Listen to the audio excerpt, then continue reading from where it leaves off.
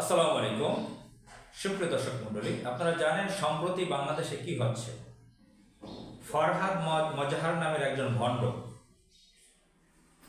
সে বাউল তথাকথিত বাউল শিল্পীদের নিয়ে রাস্তায় রাস্তায় অরাজকতা তৈরি করতে চায়, ঘোলাটে পরিবেশ তৈরি করতে চায়, বাংলাদেশে অস্থিতিশীল পরিবেশ তৈরি করতে চায়।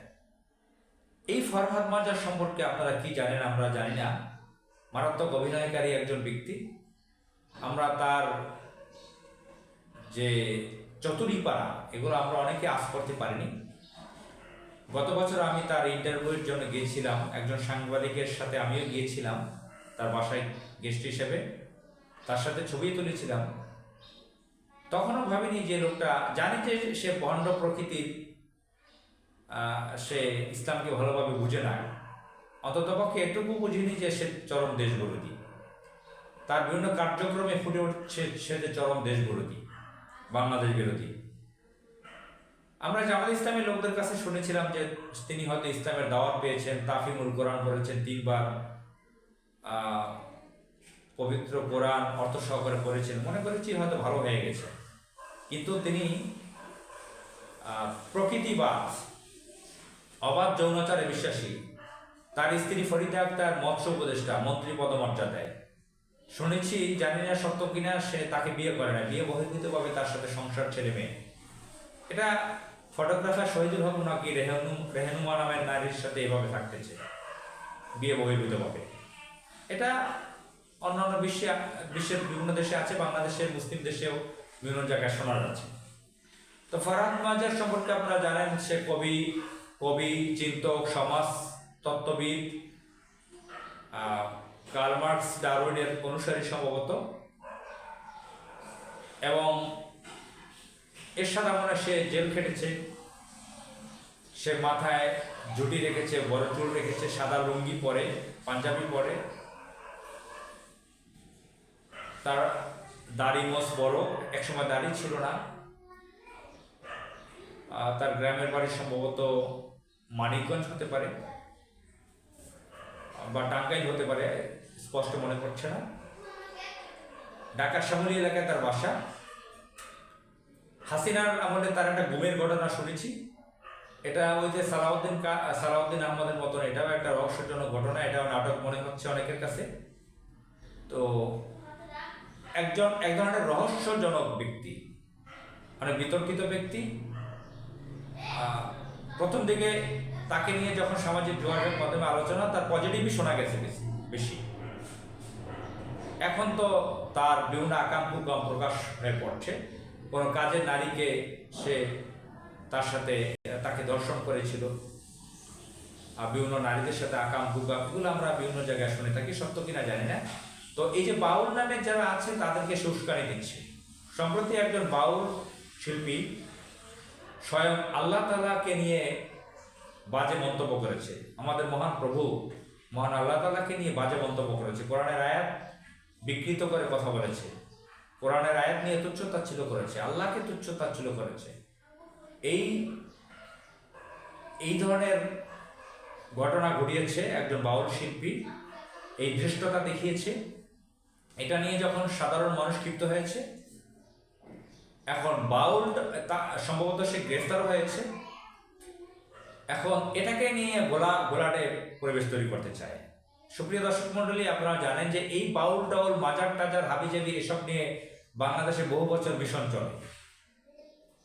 বাংলাদেশে যখন ভালো একটা দিকে এগিয়ে যায়, তখনই বাংলাদেশের বাম রাম ইন্ডিয়ান স্পাইরা, বিদেশি বিভিন্ন গোয়েন্দা সংস্থার স্পাইরা, বিদেশি এনজিওগুলো, তারা এই যে প্রথম আলো, রেল স্টার, এই মিডিয়াগুলো, এগুলো নিয়ে নেমে যায় ভালো কাজগুলোকে ডেকে দেওয়ার জন্য, ইসলামিস্টদেরকে দমন করার জন্য। তখন এই যে এখন জামাত ইসলামের জয় জয়কার পরিস্থিতি, তারা বাংলাদেশে তাদের একটা জনমত সৃষ্টি হয়েছে, তারা ক্ষমতায় আসতে পারে। এখন এই বাউল টাউল বা মাজার টাজার কেন্দ্রে গিয়ে যে মাঝে মাঝে ভাঙচুর বা মারামারি বা টুকটাক হয়, বিভিন্ন ভণ্ডামি, এগুলো কিন্তু বাংলাদেশের সাধারণ মানুষই করে। দেখা যাচ্ছে যে কোনো বাউল শিল্পী ইসলামের বিরুদ্ধে কথা বলেছে, কোনো মাজারে ভণ্ডামি হয়েছে, এগুলো নিয়ে দেখা যাচ্ছে আওয়ামী লীগ পরিবারের কোনো সদস্য হয়তো তাকে থাপ্পড় মারছে। সে হয়তো ওইভাবে কট্টর হাসিনার মতো বা শাহরিয়ার কবিরের মতো আওয়ামী লীগ না, সে মনে করছে এটা তো ভণ্ডামি। এখন এই সব দোষ চাপিয়ে দিচ্ছে জামাত ইসলামের উপরে, মাদ্রাসার উপরে, ইসলামী শক্তি, ইসলামিস্টদের বিরুদ্ধে। বাংলাদেশে কোনো জায়গায় মাজার এবং অনেক ষড়যন্ত্র পর্যন্ত হয়, এবং হিন্দু ধর্মের মন্দির নিয়েও আমাদের দেশে এখানে ট্রাম্প কার্ড খেলা হয়।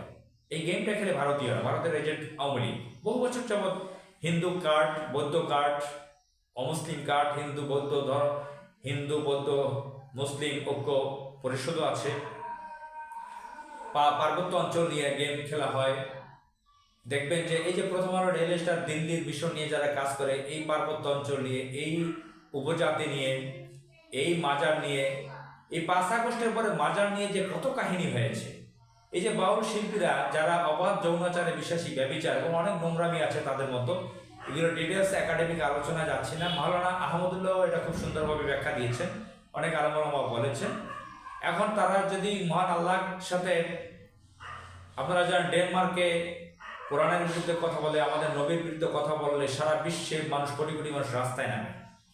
আপনারা জানেন যে আমেরিকাতে, ইংল্যান্ডে, ফ্রান্সের এরকম বহুবার ঘটনা ঘটেছে, আল্লাহ রসুলকে অবমাননা, কোরআনকে অবমাননা।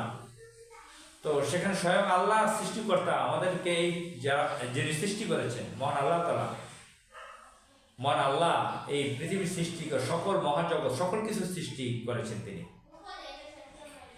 আল্লাহকে নিয়ে যিনি অবমাননাকর কথা বলবেন, সে কিভাবে, কেন সে গ্রেফতার হবে না?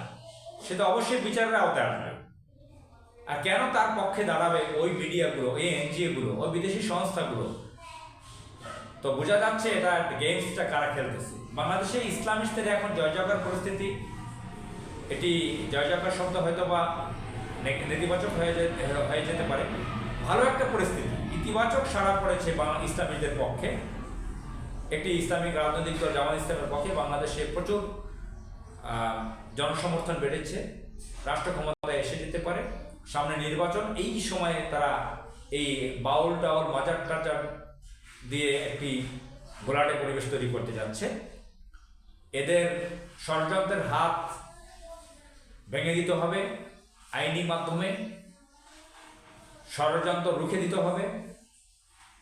কখনো এই বাংলার জমিনে, এই আল্লাহর জমিনে এই ষড়যন্ত্র কার্যকর হতে দেওয়া যাবে না। মহান আল্লাহ তাআলা আমাদের দেশকে রক্ষা করুন। আসসালামু আলাইকুম।